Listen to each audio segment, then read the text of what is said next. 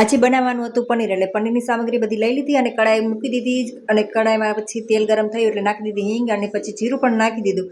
અને પછી ફટાફટ તેલ ગરમ થઈ ગયું એટલે એમાં મરચાં, આદુ લસણની પેસ્ટ પણ નાખી દીધી અને સરસ મસ્ત રીતે કકડી ગયું બંને એટલે પછી એમાં નાખી દીધી ડુંગળી કકડે ત્યાં સુધી સરખું એક મિક્સ કરવાનું અને સરસ મજાનું મિક્સ થાય એ માટે મેં ફટાફટ નાખી દીધું એમાં મીઠું, કેમકે મીઠું નાખવાથી તો સરસ મજાની ડુંગળી ફટાફટ કકડી જાય છે એટલા માટે નાખી દીધું મીઠું અને ડુંગળી મારી ફાઇનલી કકડી ગઈ અને પછી એમાં નાખી દીધા ટમેટાની પેસ્ટ હતી તે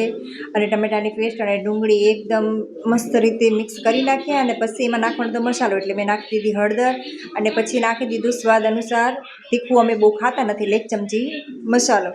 અને મસાલો નાખી અને પછી નાખવાનું તો ધાણા જીરું, તો ધાણા જીરું પણ મેં નાખી દીધું 2 ચમચી, નાની ચમચી હતી એટલે 2 ચમચી ધાણા જીરું નાખ્યું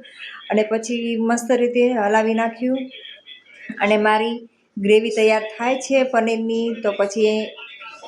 એમાં થોડું નાખી દીધું પાણી, થોડું પાણી નાખીને મસ્ત રીતે થોડી વાર કકડવા દીધું,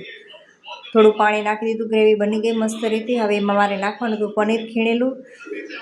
પનીર સીણી નાખ્યું હતું એટલે પનીર બધું એ નાખી દીધું